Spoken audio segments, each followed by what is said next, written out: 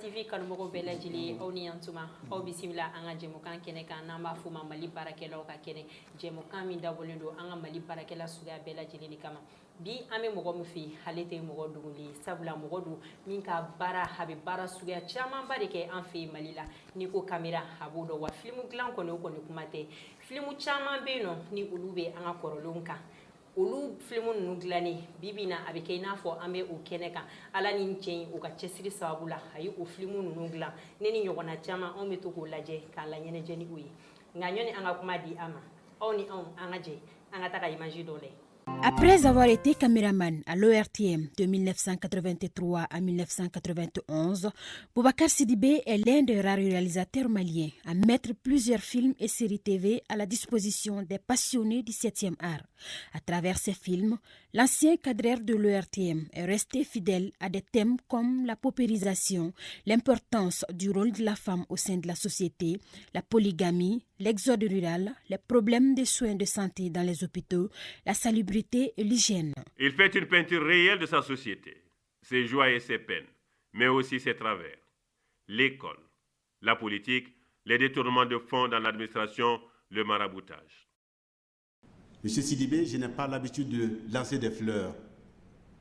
mais je dois avouer en toute humilité, en toute honnêteté, que si aujourd'hui la télévision nationale du Mali a acquis ses lettres de noblesse en matière de production nationale,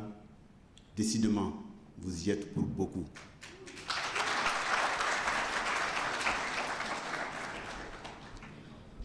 Je citerai pour mémoire Dou,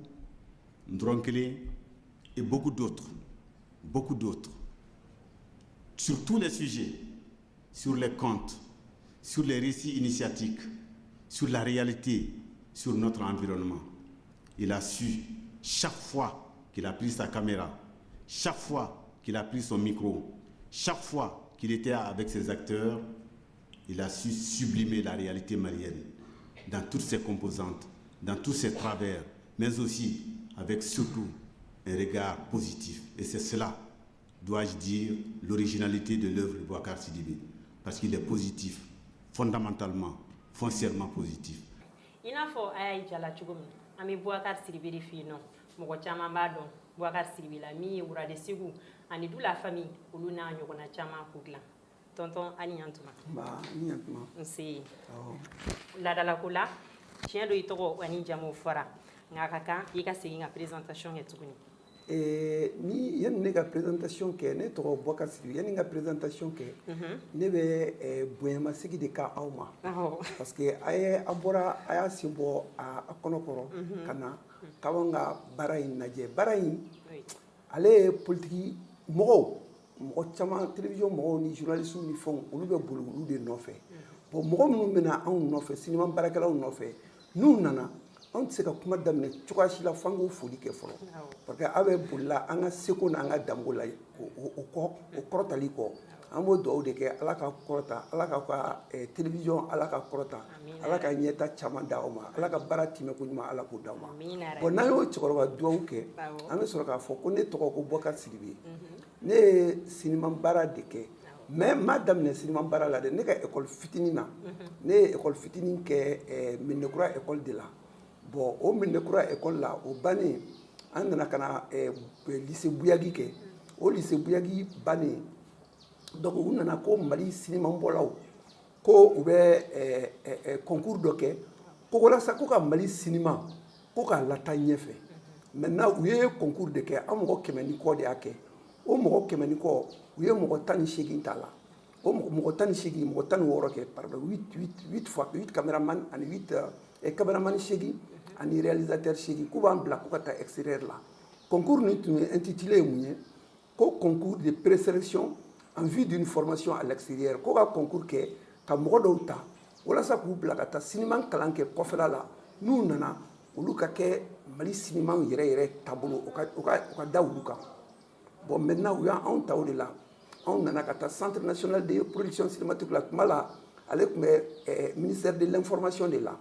bon en taara non ay sans saba ke caméra là non mais caméra maniaque mais au bané en formation bané ndro ko ameta extérieur la ministre yelmara ministre kura min nana ko ko cinéma ko intale ka fin o priorité bana donc en tour inte am mo shegi utugo ko mo tan woro min be no o mo shegi ko ko lu maintenir donc mali cinéma be mo dala laji jabate et laji jakite siri jabate ani Léopold Togo ni Youssouf Koulibaly ni fo mali cinéma où il s'entend joli ke effectivement o tigu ye komi ani Alassane Kouyaté o tigu ye miye akmala ko ka mali cinéma korota o mo de nana olu de mali cinéma intap 125 130 mali cinéma bulu de ko la c'est ça ne rek mo de lola bon mais on a fo ko télévision ko be daile bon maintenant ko ka mo do blaka ta télévision sous là donc il y a un trop de là comme ministère de l'information de OK en mo saba on y a trop di kam ta télévision na on blaka ta libi entre la télévision ke mais entre les libi télévision na u y'a fɔ ko an mɔgɔ 21 de tun kan ka taa mais an mɔgɔ 19 taara ko mɔgɔ 3 b'an cɛ mais u ko mɔgɔ dɔw ko f'u ka fɛn 2 digi u ko ne ma ko Boubacar e bɛ caméra kɛ déjà CNPS la que est-ce que i tɛ se ka montage kalan kɛ k'o fara i kan donc ne ye montage de kalan Libi ye donc ne nalen Mali télévision so daminɛ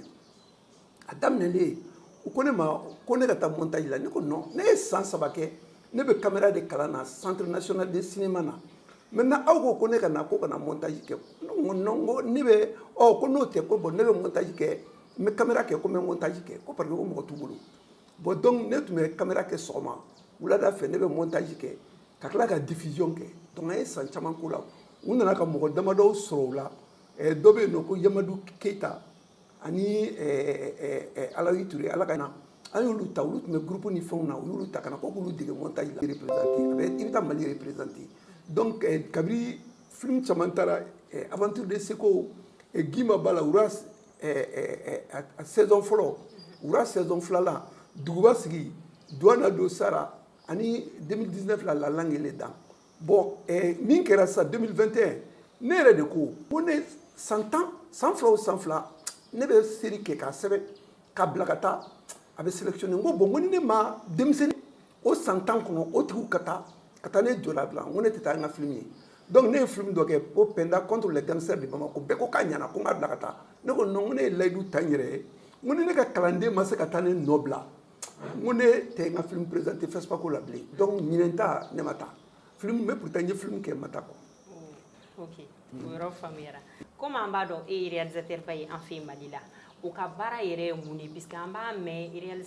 réalisateur nka ale ka baara ɲɛsinnen don mun de ma. Bon réalisateur ni a fɔra i ye ko réalisateur ale ye cinéma baarakɛla de ye cinéma baarakɛla ye mun ye o ye anw ye jɔn ye ale bɛ kow de lakali